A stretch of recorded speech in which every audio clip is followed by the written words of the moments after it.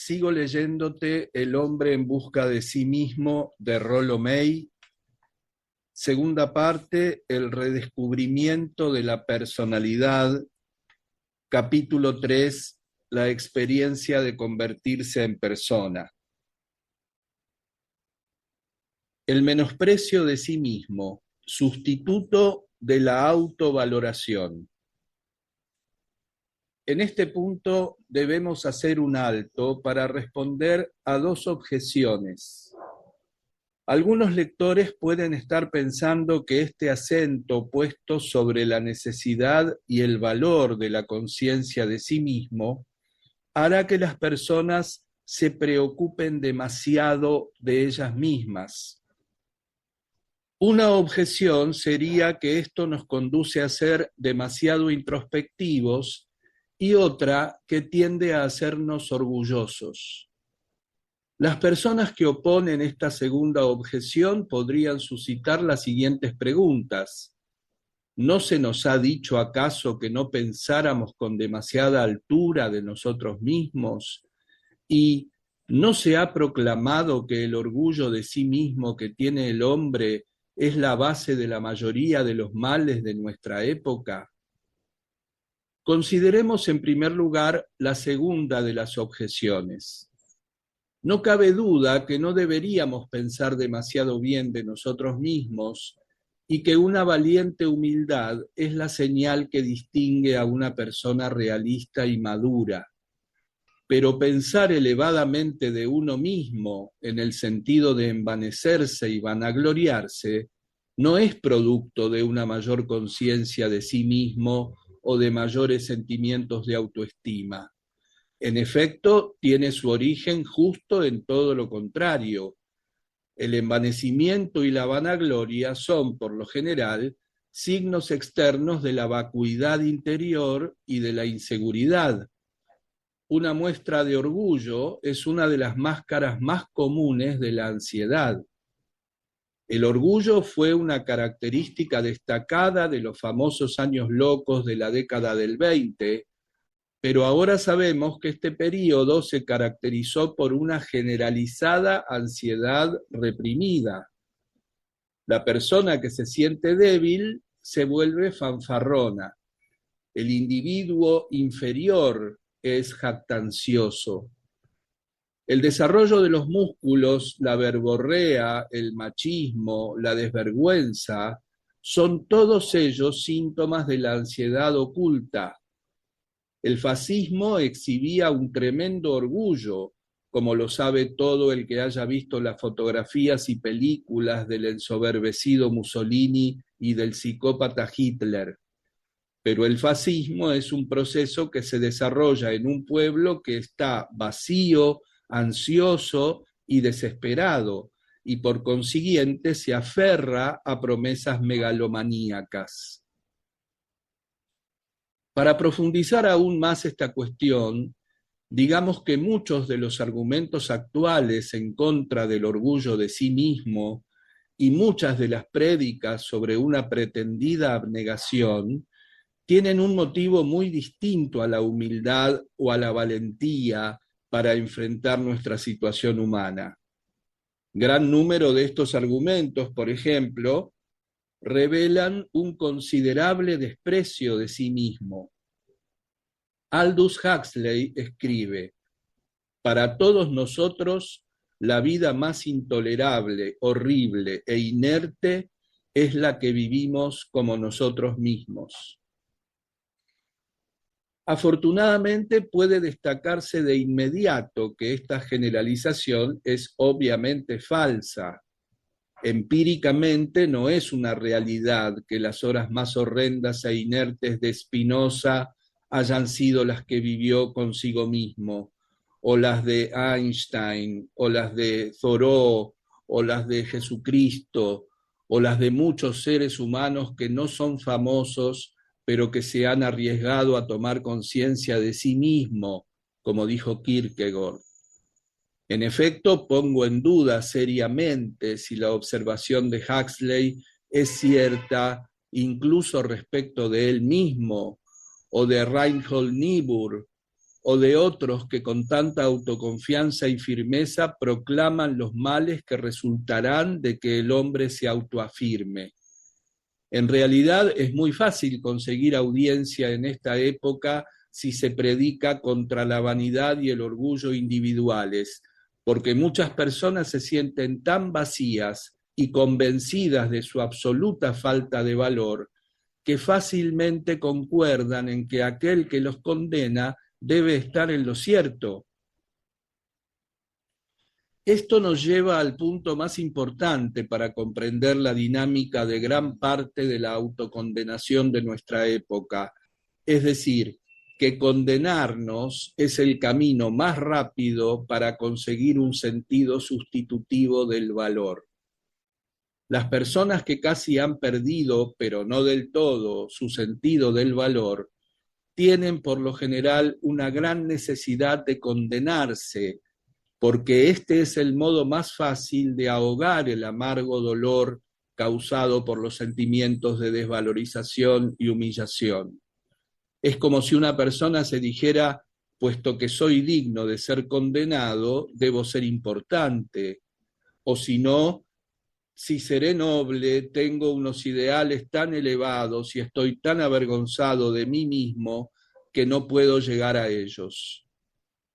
En cierta ocasión un psicoanalista destacó con sutileza que cuando en una sesión psicoanalítica alguien se recrimina largamente por faltas triviales, tiene ganas de preguntarse, ¿quién piensas tú que eres? Muy a menudo lo que trata de demostrar la persona que se condena es la importancia que tiene para que Dios se ocupe tanto de castigarla. Gran parte de la autocondenación es, por consiguiente, un disfraz para la arrogancia. Aquellos que piensen vencer el orgullo condenándose a sí mismos podrían muy bien considerar la observación de Spinoza: el que se desprecia a sí mismo es el que está más cerca de ser orgulloso. En la antigua Atenas, cuando un político trataba de conseguir los votos de los artesanos, presentándose muy humildemente, vestido con una túnica llena de agujeros, Sócrates desenmascaró su hipocresía al exclamar: «Tu vanidad sale por cada agujero de la túnica que vistes». El mecanismo de gran parte de esta autocondenación de nuestra época puede observarse en las depresiones psíquicas. Por ejemplo, el niño que siente que sus padres no lo aman puede decirse para sí en todo momento: si fuera diferente, si no fuera tan malo, me querrían. De esta manera evita afrontar toda la fuerza y el terror que le causa la comprobación de que no lo quieren. Del mismo modo ocurre con los adultos. Mientras pueden condenarse a sí mismos, no necesitan realmente sentir el dolor de su aislamiento o de su vaciedad. Y así el hecho de que no los amen no los hace dudar de su valor como personas, porque siempre les queda el recurso de decir: si no fuera por esta y aquella falta o mala costumbre, me amarían. En esta época de gente vacía, el énfasis puesto sobre la autocondenación es como espolear un caballo enfermo. Consigue una exaltación momentánea, pero acelera el eventual colapso de la dignidad de la persona. La sustitución de la autoestima por la autocondenación proporciona al individuo un método para evitar un enfrentamiento abierto y auténtico con sus problemas de aislamiento y desvalorización, y contribuye a desarrollar una pseudo-humildad más bien que la humildad auténtica de alguien que busca enfrentar su situación con realismo y hacer lo que puede constructivamente. Además, la autocondenación, en su carácter de sustituto, provee al individuo de una racionalización para su odio hacia sí mismo y de este modo refuerza su tendencia a odiarse. Y en la medida en que nuestras actitudes hacia los demás corren parejas con las que mantenemos hacia nosotros mismos, nuestra tendencia encubierta a odiar a los demás también se racionaliza y refuerza. Es poca la distancia que separa la autodesvalorización del odio por uno mismo y del odio por los demás. En los medios donde se predica el menosprecio de sí mismo, nunca se explica, desde luego, por qué una persona debe ser tan poco amable y desconsiderada como para forzar a los demás a aceptar su compañía si ella misma la encuentra tan fatigante y estéril.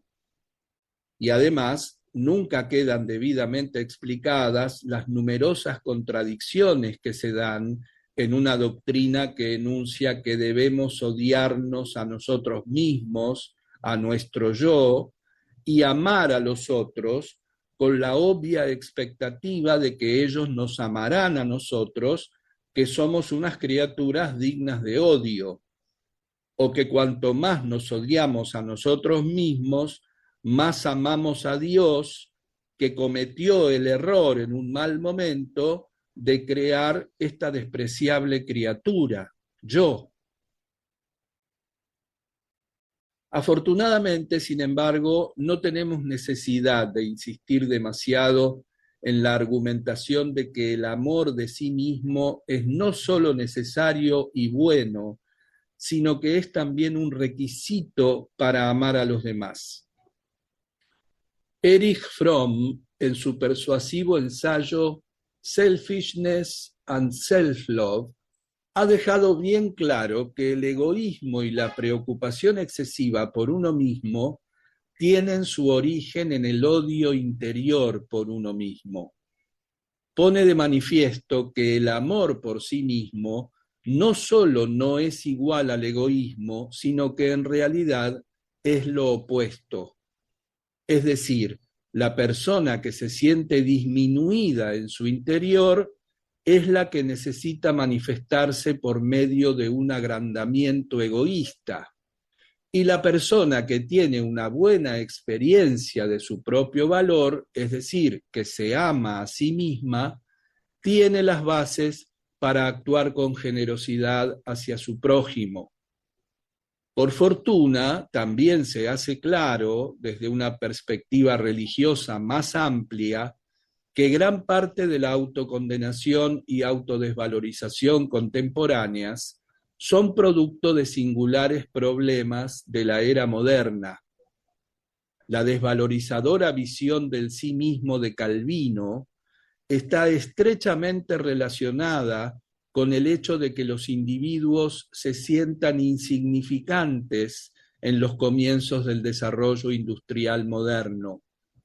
Y la autodesvalorización del siglo XX surge no solo del calvinismo, sino también de nuestra vaciedad enfermiza.